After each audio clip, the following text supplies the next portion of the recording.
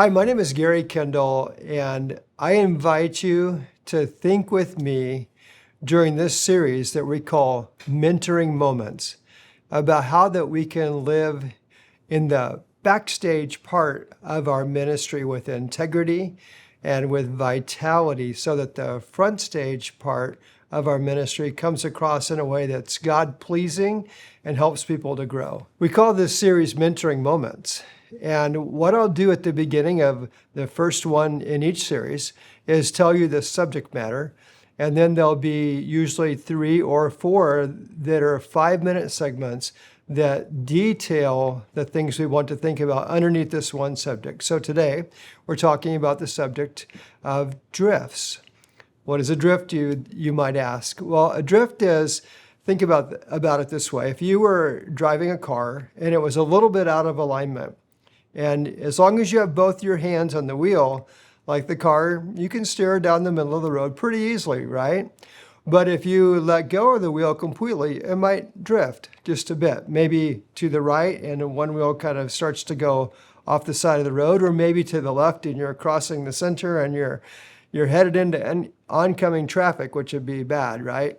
So how do we stay away from the drifts in life? Because there are these things inside of all of us that we might say they're the fleshly part of our human life, or they're the part that's the natural part of us. If we don't have checks and balances in our life, we'll naturally go a little bit to the right or to the left. And if unchecked completely, we might go in the ditch.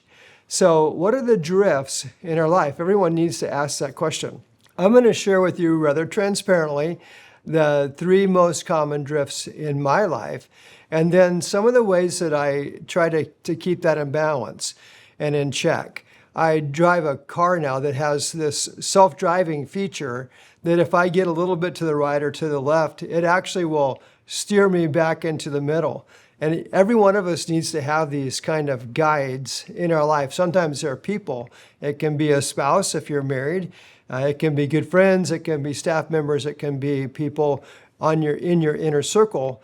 But all of us need to be able to identify our natural drifts, and then we need people to help us and some guidelines in place to steer us straight. So here are 3 of my drifts, and then I'll give you a session on each one of them, and we'll talk about what we can do about it. So one of my drifts is what I would call appetite. The Bible might call it the lust of the flesh. It's the part of us that's human and natural, and in many cases, there's nothing wrong with it at all. It's just part of being alive. When we have these drifts, we know we're human. But if unchecked, it can lead us down a path that's unhealthy. So appetite is one of mine. We'll talk about that. Another one is the need for approval. So all of us have some need for approval. We're born with it, right? We want people to like us. But sometimes that need for approval can get out of balance. And then it can have us doing things we wouldn't do ordinarily or probably shouldn't be doing. So what do we do when we have this need for approval that actually might become an addiction for approval? The final one would be, and it's another A. I didn't mean to turn out this way, but it did. It would be ambition. That all of us have ambition, but sometimes ambition that's unbridled becomes unhealthy. And especially in the life of a leader, it can actually take us places we don't want to go. So those are my 3. I keep them at the top of my to-do list. I review them regularly. I've worked on them with counselors, with my wife, Belinda, and with friends, and I know I have to keep them in check or I'll drift into places I don't want to go. So let's talk today about drifts.